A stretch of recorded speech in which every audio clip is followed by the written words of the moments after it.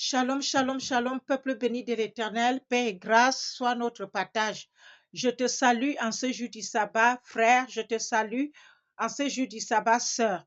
Et je nous bénis tous dans le nom puissant et précieux de Jésus-Christ de Nazareth. Frères et sœurs, ça fait un bout que je ne suis pas venue ici avec un message inspiré. Mais je suis là aujourd'hui parce qu'il y a vraiment un message inspiré. Parce que nous avons besoin de ça. L'heure est grave. Et que Jésus-Christ revient bientôt. Et que Satan est enragé. Enragé. Oh my God. Il ne veut pas que nous puissions être avec notre Seigneur et Sauveur. Dans les choses qu'il fait dans les spirituels. Les vidéos sont là. Le Seigneur Jésus-Christ montre à ses serviteurs, à ses servantes. Oh my God. Même à ses enfants. Mais là, nous avons un sujet très important qui parle des dîmes. Parce qu'il arrive des fois que quand on croit bien faire, à la fin, pour notre vie et de l'éternité, le jour qu'on va se retrouver devant le jugement, le Seigneur Jésus dit que je ne te connais pas. Et quand on va dire, mais on a payé des dîmes, il va dire, je ne connais rien parce que je n'ai rien reçu, parce que ça n'a pas été bien fait. Donc, j'ai écouté moi-même la vidéo et je me suis dit, oh Seigneur, donc moi-même, je veux me corriger. Moi-même, j'ai commencé même déjà à demander pardon. Parce qu'on fait des choses, croyons bien faire, alors que ce n'est pas ça. Ce n'est pas ça que le Seigneur a demandé dans la Bible. Donc la sœur est morte pendant 4 minutes. Et le Seigneur Jésus-Christ lui a parlé de ces choses-là. Et c'est avec la parole de Dieu. Donc, bien-aimé, il faut prendre les notes de ces paroles-là pour aller bien les lire toi-même. Parce que ici, dans ce ministère de Jésus-Christ, le but, c'est que nous puissions être avec le Seigneur Jésus-Christ. Le but n'est pas pour seulement écouter le message ou bien charmer quelqu'un. Nous voulons aller avec lui dans son royaume. Alléluia. Je vais prier rapidement pour ce message-là, le confier dans les mains de l'Éternel. Au nom de Jésus-Christ de Nazareth. Père éternel, mon Dieu, mon roi, Seigneur, Yoshua, Amashia, Saint-Esprit de Dieu, Papa, je viens au-devant de toi, te dire merci et t'exalter pour ce jour du sabbat, pour remercier de nous avoir protégés tout le long de cette semaine. Te dire merci parce que tu es près de nous, parce que tu nous aimes d'un amour sans fin. Merci de nous avoir envoyé ton Fils unique, notre Seigneur et Sauveur. Papa, il nous sauve tous les jours. Tous les jours, il nous sauve. Et il est près de nous. Il ne nous laisse pas tomber parce qu'il veut être avec nous.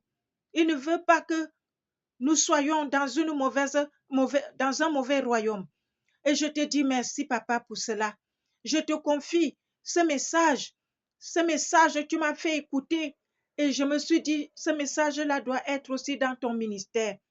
Message inspiré qui sauve l'esprit et l'âme. Au nom de Jésus-Christ de Nazareth. Papa, je demande pardon pour tous les péchés que nous avons commis, ton peuple et moi-même. Pardonne-nous au nom de Jésus-Christ de Nazareth.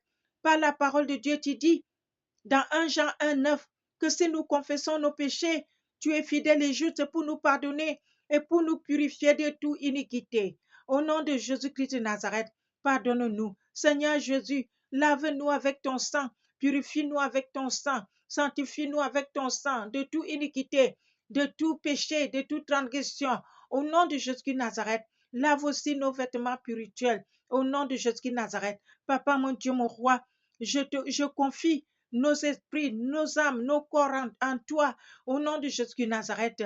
À toi la gloire, à toi la magnificence, à toi l'élévation, Papa, au nom tout puissant et Jésus-Christ de Nazareth, pardon. Amen, amen, amen. Amen. Sans plus tarder, je vais mettre le message. Mon nom est Priscilla James. J'ai 34 ans. Je suis enseignante à l'école du dimanche dans une petite ville de Géorgie et j'ai été chrétienne toute ma vie. Je donnais la dîme fidèlement chaque semaine, sans jamais en manquer une. Je pensais que je faisais tout correctement. Puis je suis morte, et ce que Jésus m'a montré, pendant ces moments, a tout changé. Dans ce que je croyais, savoir sur le don, sur l'Église, sur ce que Dieu se préoccupe vraiment. J'ai besoin que vous restiez avec moi parce que ce qu'il m'a dit n'est pas ce que la plupart des églises enseignent aujourd'hui. Ce n'est pas confortable, mais c'est réel. Et une partie pourrait vous mettre en colère au début. C'est normal. Ça m'a fait pleurer aussi. Voici donc ce qui s'est passé. C'était un mardi matin de février. Je venais juste de déposer mes enfants à l'école. Ma plus jeune, Emma, avait 7 ans. Elle m'a fait signe depuis la porte de l'école et je me souviens avoir pensé qu'elle avait l'air si petite. J'ai démarré et je ne suis jamais arrivée à la maison. Un camion a grillé un feu rouge et a percuté le côté conducteur de ma voiture. Les médecins ont dit plus tard à mon mari, Marcus, que j'étais partie pendant presque 4 minutes. Arrêt cardiaque. Mon cœur s'était complètement arrêté. Je n'ai pas vu de tunnel tout de suite. Ce dont je me souviens, c'est qu'une seconde, j'étais dans ma voiture, et la seconde suivante, j'étais ailleurs, complètement ailleurs. Et je sais que ça peut sembler fou. Je sais que les gens racontent ce genre de choses. Et certains d'entre vous sont sceptiques. J'étais sceptique moi aussi face aux histoires des autres. Jusqu'à ce que ça m'arrive. L'endroit où j'étais n'était ni sombre ni éblouissant de manière douloureuse. Il était simplement là et je ne ressentais plus aucune douleur après l'accident, aucune douleur du tout. Je me sentais complètement calme, comme si toutes les pensées anxieuses que j'avais portées, toute ma vie d'adulte, s'étaient simplement arrêtées. Et puis il était là. J'ai su que c'était Jésus dès l'instant où il a été présent. Je ne peux pas l'expliquer mieux que ça. Il n'y avait aucune question dans mon esprit. Aucune confusion, juste une certitude. Et la première chose que j'ai ressentie de sa part n'était pas du jugement. C'était de la tristesse, pas de la colère. Une tristesse profonde, comme s'il avait attendu d'avoir une conversation que personne n'avait voulu avoir avec lui. Il m'a regardé et il m'a dit, « Priscilla, je veux te montrer quelque chose. Es-tu prête à entendre la vérité ?» J'ai dit oui et honnêtement, je pensais qu'il allait me parler de ma vie, de mon mariage, de mes enfants, des choses que j'avais mal faites en tant que personne. Je me préparais déjà à être embarrassée. Mais il a commencé à parler de la dîme, et cela m'a surprise encore plus que le fait d'être morte. Il m'a dit, « Il se passe des choses dans mon Église en ce moment concernant le don qui me peine profondément. Et la plupart des gens qui s'assoient dans ces bancs n'en ont aucune idée. Ils pensent que parce qu'ils mettent de l'argent dans le plateau de l'offrande, je suis satisfait, mais je ne regarde pas d'abord le plateau de l'offrande. Je regarde le cœur derrière. Il m'a dit qu'il voulait me montrer 7 choses précises qu'il a dit détester. Et il a utilisé ce mot, détester. En ce qui concerne la façon dont son peuple aborde la dîme aujourd'hui, il n'a pas dit que la dîme elle-même était mauvaise. Je veux être très clair là-dessus tout de suite, parce que je sais que quelqu'un va me citer de travers. Il n'a jamais dit d'arrêter de donner. Ce qu'il m'a montré était bien plus difficile que cela. Il m'a montré à quoi ressemble le don quand le cœur derrière est brisé. La première chose qu'il m'a montrée était celle-ci. Il a dit, « Je déteste quand mon peuple donne la dîme alors qu'il est en train de se noyer dans l'anxiété et qu'il ne vient jamais à moi à ce sujet. » Il m'a montré, je n'ai pas d'autre mot que montrer. Throw away all those expensive, additive-filled supermarket ice creams in your fridge. Don't let them ruin a healthy summer for you and your whole family. Now, simply toss in Autre mot que montrer, parce que c'était comme regarder quelque chose. Il m'a montré une femme assise sur un banc d'église. Elle avait l'air de tout maîtriser, de beaux vêtements, une enveloppe de dons dans la main, et à l'intérieur, elle était en train de s'effondrer complètement. Des factures qu'elle ne pouvait pas payer, un mariage qui tenait à peine. Un niveau de stress qui la dévorait vivante, et elle n'avait pas vraiment prié depuis des semaines. Elle a mis l'enveloppe dans l'offrande, et elle a souri. Et Jésus m'a dit, ce n'est pas du culte, c'est de la performance.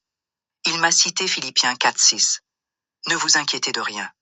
Mais en toute chose, faites connaître vos besoins à Dieu par des prières et des supplications, avec des actions de grâce. Il a dit, j'ai écrit cela parce que je le pensais vraiment. Je veux que mon peuple m'apporte son anxiété, pas son argent en premier. Son anxiété d'abord, sa confiance d'abord. Et quand cela est réglé, alors le don coule de la paix et non de la panique. Il a dit que beaucoup de chrétiens donnent par peur. Peur que s'ils arrêtent, Dieu les punira. Peur de ce que le pasteur a dit et qui les a effrayés. Peur que la bénédiction s'arrête. Et il a dit, ce n'est pas la foi, ce n'est pas du culte, ce n'est qu'une autre forme d'anxiété habillée en vêtements d'église. Il a dit que le don qui vient d'un cœur, paisible et confiant, lui paraît complètement différent du don qui vient d'une personne stressée, sans prière, qui se contente de faire les gestes. Et il a dit que l'Église est pleine de ce deuxième type en ce moment. Non pas parce que les gens sont mauvais, mais parce que personne ne leur dit la vérité. Il a dit, venez à moi d'abord. Déposez le fardeau d'abord. Musique. Ensuite donnez. Puis il m'a montré la deuxième chose. Et celle-ci m'a touché personnellement. Il a dit, je déteste quand mon peuple souffre en silence et continue de faire semblant que tout va bien. Il a dit qu'il voit tout, pas de manière menaçante. Il l'a dit comme si cela brisait son cœur. Il a dit qu'il voit le croyant qui poste des versets bibliques sur les réseaux sociaux tous les matins et qui pleure seul la nuit. Il voit le membre d'église qui se porte volontaire tous les dimanches et qui lutte en privé contre la dépression. Il voit la femme qui donne la dîme chaque semaine, qui sourit à la porte et qui rentre chez elle dans une vie dont elle ne sait pas comment parler. Il m'a montré une autre image. Un homme, cette fois, portant un t-shirt de ministère, en train de louer pendant le culte et complètement vide à l'intérieur. Non pas parce que la louange était fausse sur le moment, mais parce qu'il avait passé des mois à refuser d'être honnête avec Dieu sur là où il en était vraiment. Jésus m'a dit, le Seigneur est proche des cœurs brisés. J'ai dit cela parce que je le pensais vraiment. Mais tu ne peux pas recevoir la proximité que tu refuses de demander. Et tant de mon peuple m'apporte ses dîmes, mais ne m'apporte pas son vrai soi. Ils veulent ma bénédiction sans ma présence, et c'est à l'envers. Il a dit qu'une dîme venant de quelqu'un qui refuse d'être honnête avec Dieu signifie presque rien pour lui, comparé à une conversation honnête venant de quelqu'un qui n'a rien dans sa poche. Il a dit, je préférerais avoir tes larmes plutôt que ton 10%. Si ce 10% arrive sans ton cœur. Il m'a cité Matthieu 11, 28. Venez à moi, vous tous qui êtes fatigués et chargés, et je vous donnerai du repos. Et il a dit, cette invitation n'est pas seulement pour le salut. C'est pour le mardi matin. C'est pour la saison difficile. C'est pour la personne qui n'a pas les mots. Je ne suis pas impressionné par la performance. Je suis touché par l'honnêteté. La troisième chose qu'il m'a montrée concernait la famille. Et celle-ci, je ne l'attendais pas. Il a dit, je déteste quand les gens donnent fidèlement à l'Église et échouent avec les personnes qui sont à l'intérieur de leur propre maison. Il m'a montré un homme qui donnait la dîme chaque semaine sans faute, donateur fidèle. Les gens à l'Église admiraient sa constance, et à la maison, ses enfants le connaissaient à peine. Sa femme se sentait seule dans le mariage. Sa mère âgée l'appelait, et il ne rappelait jamais. Il était tellement concentré sur sa vie spirituelle publique que sa vie familiale privée était complètement négligée. Et Jésus m'a dit, musique très clairement, cet homme ne m'honore pas. Il honore une image de lui-même. Il m'a cité 1 Timothée 5, 8. Si quelqu'un ne prend pas soin des siens, et surtout de ceux de sa famille, il a renié la foi et il est pire qu'un incroyant. Il a dit, j'ai inspiré ces paroles parce que la maison compte pour moi. Le mariage compte. Les enfants comptent. Le parent âgé compte. Vous ne pouvez pas ignorer les personnes que j'ai placées dans votre foyer et ensuite m'apporter une offrande et appeler cela du culte. Il a dit, la vraie obéissance se voit à la table du dîner. La vraie foi ressemble à avoir la conversation difficile avec ton conjoint au lieu de l'éviter. Cela ressemble à s'asseoir avec ton enfant quand il a des difficultés à l'école au lieu d'être toujours à un événement d'église. Cela ressemble à pardonner à ton frère ou sœur ou à rappeler ta mère. Il a dit, le plateau de l'offrande est un moment dans la semaine. La maison est toute la semaine et je regarde toute la semaine. Il a dit, 1 Corinthiens 10, 31, soit que vous mangiez, soit que vous buviez, soit que vous fassiez quelque autre chose, faites tout pour la gloire de Dieu n'a pas été écrit, seulement pour les moments à l'église. Cela a été écrit pour la cuisine, pour la dispute, pour le matin difficile, pour le moment où tu es fatigué et que ta famille a besoin de toi quand même. Il a dit, Stop buying overpriced, additive-loaded ice cream on the street. This hot summer, our newest Pure Fruit ice cream maker lets you enjoy 100% natural, zero additive fruit ice cream. pour le moment où tu es fatigué et que ta famille a besoin de toi quand même. Il a dit, je ne sépare pas ta vie d'église de ta vie à la maison. Je ne l'ai jamais fait. Arrêtez de les séparer vous-même. Puis il est entré dans quelque chose que je sais qui va être controversé, et il le savait aussi parce qu'il a fait une pause avant de le dire, comme s'il voulait être sûr que je comprenne exactement ce qu'il voulait dire. Il a dit, « Je déteste quand mon peuple donne au-delà de ce qu'il a avec sagesse. » Sous la culpabilité et la pression, et qu'il appelle cela la foi, il a dit, « Il y a des croyants en ce moment qui ne peuvent pas payer leur loyer, qui ont des enfants qu'ils ne peuvent pas nourrir correctement, qui ont des dettes qui augmentent chaque mois, et on leur dit du haut de la chair que s'ils continuent simplement à donner, Dieu va miraculeusement tout arranger. Et certains d'entre eux ne donnent pas parfois. Ils donnent par peur de ce que le prédicateur va dire, peur de ce que les gens à l'église vont penser, peur que Dieu leur enlève quelque chose s'ils arrêtent. Et Jésus m'a dit, c'est de la manipulation. Et je n'ai pas conçu mon église pour fonctionner dans la manipulation. Sunday, il a cité clairement 2 Corinthiens 9:7, que chacun donne comme il l'a décidé dans son cœur, non à regret ni par contrainte, car Dieu aime celui qui donne avec joie. Il a dit, avec joie, pas avec culpabilité, pas sous pression, pas avec peur. Avec joie, ce mot compte. Je l'ai mis là exprès. Il a dit que Proverbe 21:5 dit, les plans de l'homme diligent mènent à l'abondance. Il a dit qu'il valorise la sagesse avec l'argent. Il valorise une personne qui budgétise, qui planifie, qui fait des choix responsables, qui paie ses factures, qui met de côté quelque chose pour ses enfants. Il a dit que ce n'est pas un manque de foi, c'est de l'intendance. Et l'intendance, c'est du culte. Il a dit Proverbe 22:7, l'emprunteur est l'esclave du prêteur. Il a dit, je ne veux pas que mon peuple soit esclave de la dette pendant qu'il donne ce dont il a besoin pour survivre, en pensant que je lui ai demandé cela. Je ne l'ai pas demandé. J'ai demandé de la sagesse. J'ai demandé de la fidélité. J'ai demandé un cœur volontaire, pas un cœur désespéré qui se fait manipuler. Il a dit, une personne qui lutte financièrement et qui donne ce qu'elle peut avec un cœur sincère, d'amour mais précieuse. Une personne qui donne sous la culpabilité pendant que sa famille souffre ne m'adore pas. Elle est contrôlée et je veux qu'elle soit libre. La suivante, il l'a dite lentement, comme s'il voulait que chaque mot porte. Il a dit, je déteste quand mon peuple met de l'argent dans l'offrande et qu'il y a quelqu'un dans sa vie, qu'il a refusé de pardonner. Il a dit que c'est l'une des choses les plus courantes qu'il voit. Quelqu'un donne généreusement à l'église et il n'a pas parlé à son frère depuis 3 ans, ou il porte de l'amertume envers un ex-conjoint, ou il garde quelque chose contre un collègue, ou il s'assoit dans le même bâtiment d'église que quelqu'un qui l'a blessé, et ils ont construit un mur si épais qu'ils ne peuvent même plus se regarder. Et l'offrande continue chaque semaine, et il se demande pourquoi quelque chose semble bloqué. Il m'a cité Matthieu 6,14. Si vous pardonnez aux hommes leurs offenses, votre Père céleste vous pardonnera aussi. Il a dit que ce n'est pas une suggestion, c'est une loi spirituelle. Et il a dit qu'il ne peut pas faire semblant, que ça n'a pas d'importance, juste parce que quelqu'un est généreux financièrement. Il a cité Éphésiens 4,32, « Soyez bons les uns envers les autres, compatissants, vous pardonnant réciproquement, comme Dieu vous a pardonné en Christ. » Il a dit que ce verset n'est pas d'abord pour le bénéfice de l'autre personne. C'est pour le tien. L'amertume est un poison, et je vois mon peuple donner la dîme, tout en buvant du poison, et se demander pourquoi il se sent spirituellement malade. Puis il a dit quelque chose que je n'ai jamais oublié. Il a dit, quand je distribuerai tous mes biens aux pauvres, quand je livrerai mon corps pour être brûlé, s'il me manque l'amour, cela ne me sert à rien. C'est 1 Corinthiens 13:3. Il a dit, je n'ai pas mis cela dans ma parole comme un poème.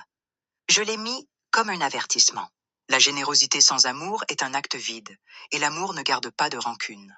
Il a dit que la dîme qui m'importe est celle qui vient d'un cœur qui est pur envers les autres, pas parfait, mais disposé. Disposé à pardonner, disposé à lâcher prise, disposé à aimer la personne qui rend l'amour difficile. Il a dit que l'Église est pleine de gens généreux qui gardent quelque chose qu'ils ne veulent pas lâcher. Et il a dit que ce n'est pas un problème financier, c'est un problème de cœur. Et les problèmes de cœur bloquent tout le reste. Il a dit la 6e chose calmement, et je n'avais presque pas envie d'entendre, parce que je savais déjà, avant qu'il finisse, la phrase que ça s'appliquait à des gens que je connaissais, peut-être à moi à certaines saisons. Il a dit, je déteste quand mon peuple utilise la dîme comme un substitut pour vivre, réellement dans la sainteté. Il a dit qu'il y a des gens qui donnent régulièrement, et ils savent que l'offrande arrive, et d'une certaine manière, sans même s'en rendre compte, ils ont commencé à sentir que l'argent compense quelque chose, comme si le don compensait le péché privé, la malhonnêteté au travail, la convoitise qu'ils n'ont pas traitée, l'habitude de commérage, la colère qui se manifeste à la maison, la double vie qu'il mène entre dimanche et samedi. Il a dit, la dîme n'est pas un camouflage. Elle n'a jamais été conçue pour en être un. Il a cité 1 Pierre 1,16, « Soyez saints, car je suis saint ». Il a dit, j'ai dit cela parce que la sainteté est ce que je cherche. I didn't expect this product to be on sale. These Bluetooth earbuds, power bank are really amazing. They come with earphones. Soyez saints, car je suis saint. Il a dit, j'ai dit cela parce que la sainteté est ce que je cherche. Pas une transaction, pas un paiement, pas un marché. Je ne dirige pas une entreprise spirituelle où le bon comportement s'achète avec de l'argent dans le plateau. Je cherche la personne entière. Il a cité Matthieu 5,8. Heureux ceux qui ont le cœur pur, car ils verront Dieu. Il a dit, pur dans le cœur, pas pur dans le registre des dons, pur dans le cœur. Et un cœur qui utilise la générosité pour gérer la culpabilité n'est pas un cœur pur. C'est un cœur mal à l'aise qui a trouvé un raccourci. Il a cité Proverbe 21,27. Le sacrifice des méchants est une abomination. Combien plus quand il est offert avec une intention mauvaise. Il a dit, je ne bénis pas ce qui est donné pendant que le donneur vit dans une désobéissance active et non repentante, qu'il le sait et qu'il espère que l'argent compense. Ça ne compense pas. Ça ne peut pas. Le repentir compense. Le retour à moi compense. Une offrande ne le fait pas. Il a dit, je veux l'honnêteté. Viens à moi avec ce que tu fais vraiment. Laisse-moi m'en occuper. Laisse-moi te changer. C'est pour cela que je suis mort. Pas pour que tu puisses continuer à pécher pendant que ton don crée un faux sentiment d'équilibre spirituel. Puis il m'a montré la dernière chose. Et il a dit que c'était celle qui le peinait le plus constamment. Il a dit, je déteste quand mon peuple donne à l'église et passe devant la personne qui souffre juste devant la porte de l'église.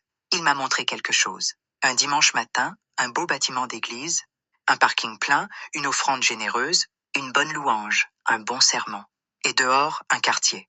Une mère célibataire à 3 rues de là qui n'avait pas mangé correctement depuis 2 jours. Un homme âgé qui n'avait pas eu de vraie conversation avec quelqu'un depuis 1 semaine. Un adolescent d'une famille brisé qui faisait des choix sans que personne l'aide à y réfléchir. Une personne dépendante qui attendait que quelqu'un, n'importe qui, musique, la regarde comme si elle valait quelque chose. Et la congrégation est rentrée chez elle après le culte, cœur plein, main vide, et personne ne s'est arrêté. Jésus m'a dit, Michée 6,8 dit, on t'a fait connaître, ô homme, ce qui est bien. Et ce que l'Éternel demande de toi, c'est que tu pratiques la justice, que tu aimes la miséricorde, et que tu marches humblement avec ton Dieu. Je n'ai pas dit, donne 10% et rentre chez toi. J'ai dit, pratique la justice, aime la miséricorde, marche humblement.